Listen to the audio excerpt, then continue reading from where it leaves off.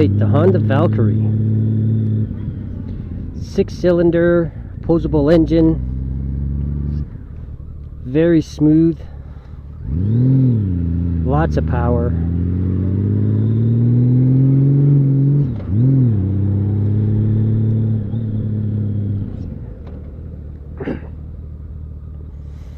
Quite often, if you would ask me what the best bike around is, I would have said the Honda Valkyrie. It's probably the bike that I most idolized. Smooth, nice sounding. It's got a different sound than the V-twin, of course, but it still sounds really nice. Now again, different than the GS, we see all of this tank, whole bunch of dash. There's not much out here going on this bike as far as trip computers and stuff, but you know, that's what you're going to get unless you get a newer bike. There's just not going to be all of those fancy computers and toys on it. Foot position, my feet are a little further back than in the 1100 in the V-Star, but they're not as far back. My legs aren't as bent as on the GS.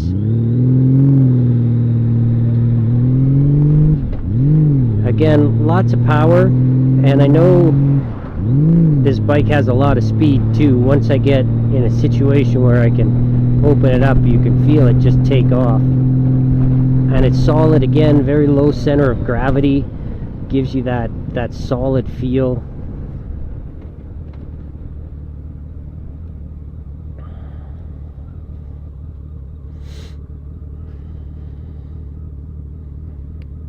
But yeah, you can see most of the whole bike here in front of you, right down to the engine, the tank. Pretty comfortable seat. It is a little bit higher up. My feet can't touch the ground quite as easy on this, and it is quite heavy and cumbersome to move around in. Again, this was made for the open road, not for city driving. Nice big windshield. I'm well protected, even though I'm quite a ways away from it. I can't even touch it.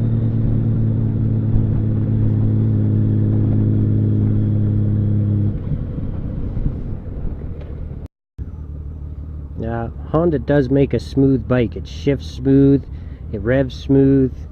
Everything about it is high end for sure. Very good quality.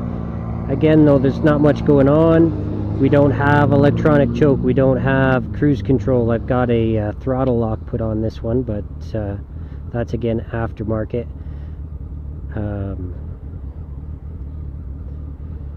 You could put the heated hand grips on anything. I'm not sure if it's on this one. I think that he's got it on here, but you can put those pretty much on anything. I know the V-Star, it's not a factory. It is definitely aftermarket too. So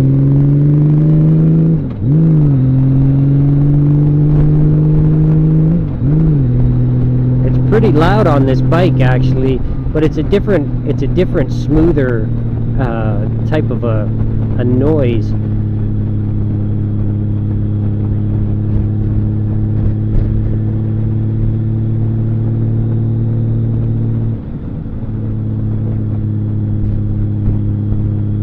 Wow, that dash seems so far away next to the GS. Not that that's necessarily a bad thing. This tank is nice to look at.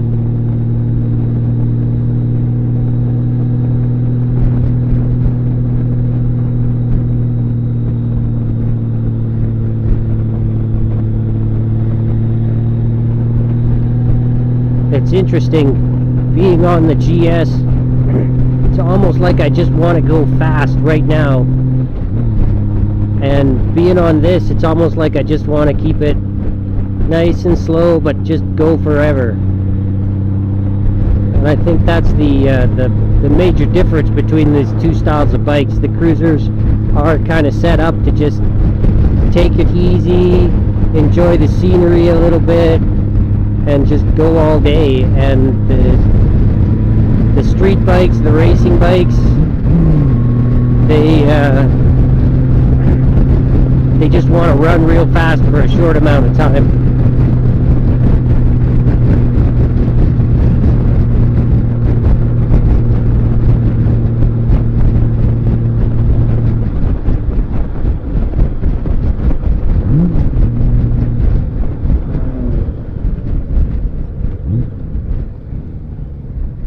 Lots of braking power on this bike.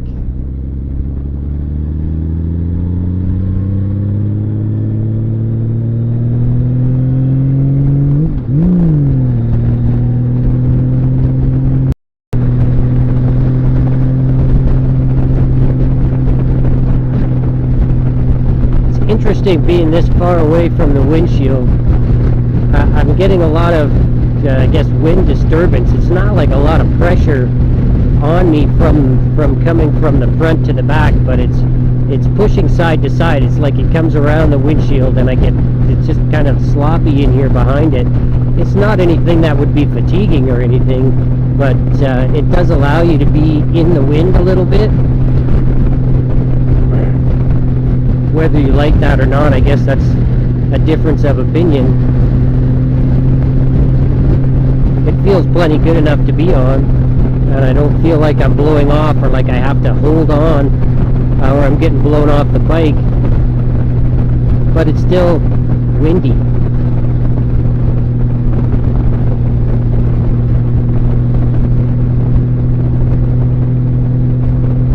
I've been able to hold my speed here pretty consistent, traveling along in a pretty good straight line, and no problems. Doesn't even feel like I'm riding, just like I'm sitting in a nice easy chair. This does have some highway pegs out here. Can change your seating position a little if your legs get tired. You can stretch them out, and it does have some little windshields up on the forks that keeps the wind off your knees. I don't know how many smaller bikes are going to have that, but a lot of these big bikes have that. It's nice if you get into a little bit of rain. Keeps the wetness off your legs a little bit, and it keeps the wind off your legs a little.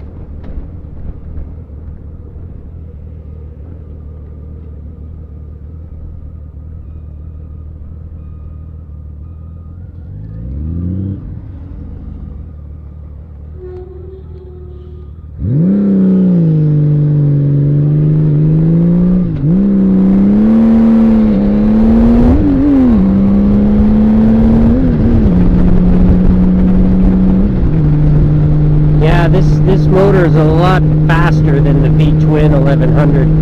Yeah, it has the power. Yes, it has a lot of speed to it as well.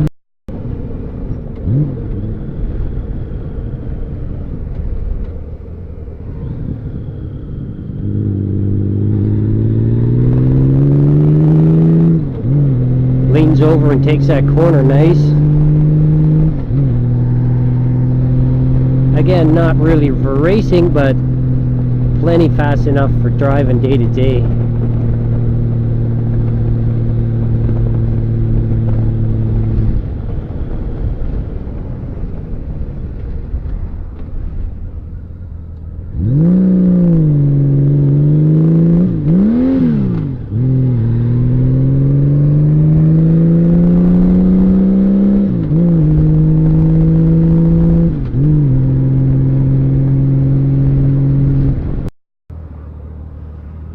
Yeah, it's got 2 disc brakes at the front. You can definitely feel it. It stops so much better when I grip on that front it sure slows you down in a big hurry.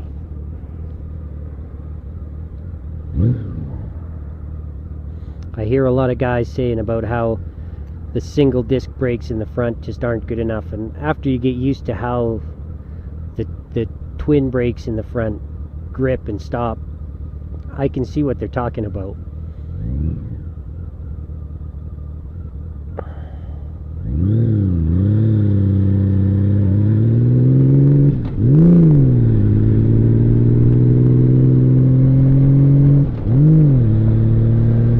This is actually a little bit of a practical test for me because I had to ride this to my work.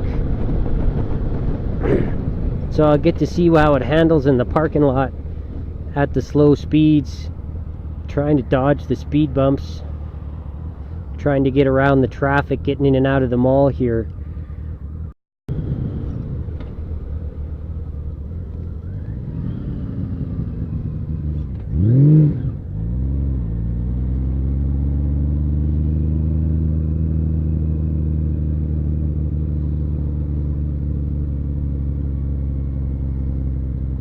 I like to split between these speed bumps as often as I can. It's not real nice going over them with the bike.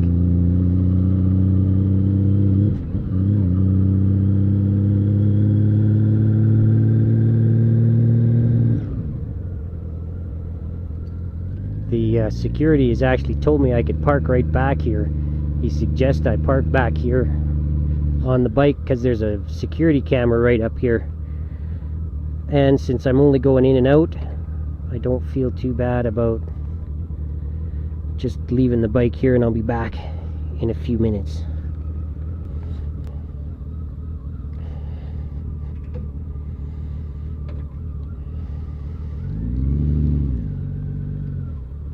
I'm fortunate to have been parked in a spot where I had lots of room to turn around and I didn't have to back up all the way. You need a reverse gear on some of these bigger bikes.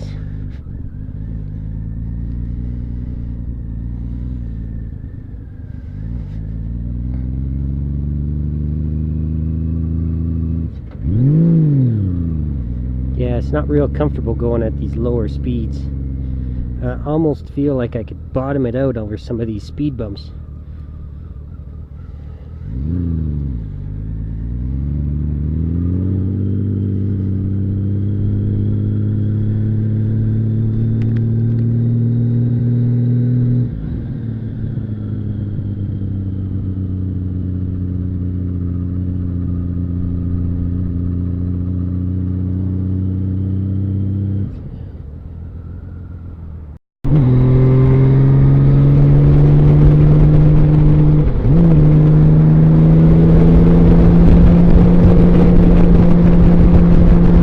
Out here on the highway, this would be definitely the bike to choose.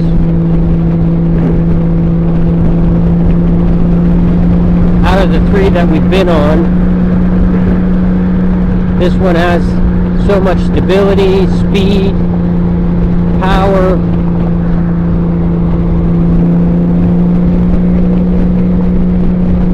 And it's very comfortable at these kinds of speeds. And even braking hard if you need to in this kind of traffic. This bike's got it all for this. It's kind of tricky getting in and out of the parking lot though, like that.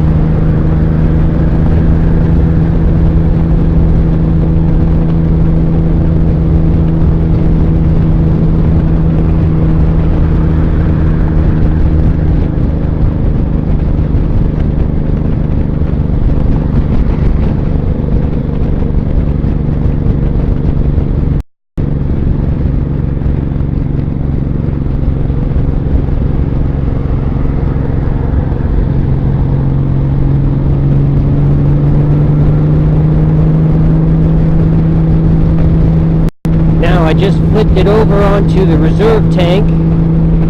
I'm at about 222 kilometers. That gives you an idea of what kind of range you get out of this bike. 200k to each fuel up.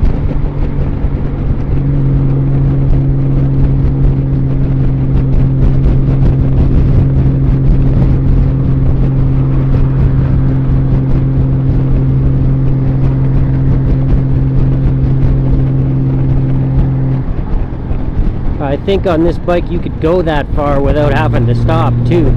It's comfortable enough, you can move around enough, there's different seating positions that you can get into, and you wouldn't necessarily have to stop every 50 or 75k.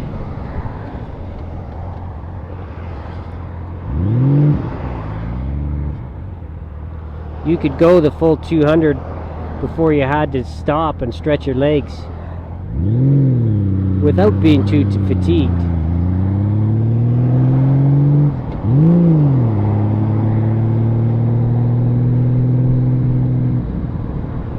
Yeah, we're just starting to hit rush hour, and this is where this bike doesn't like to be. Of course, I don't much like it either, but sometimes I'm going to have to drive in this kind of condition, starting and stopping, going slow, stopping suddenly.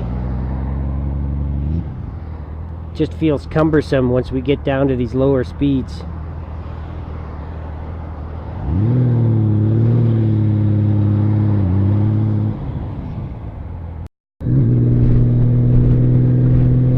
It's so solid going around those corners.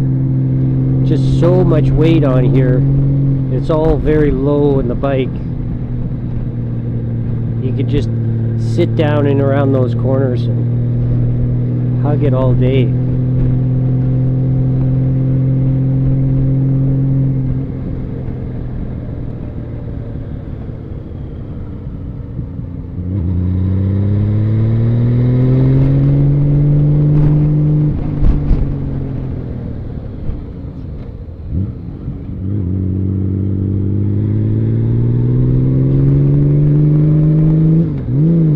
I've often said that this is the bike I'd most like to be driving. Most of my career as a motorcycle rider, I've said that I want to be on a Valkyrie. I've always wanted to be on a Valkyrie, but I don't know, for the purposes that I have right now, I think it's a little bit large. It's good to have, again, this as a comparison, as a control bike, but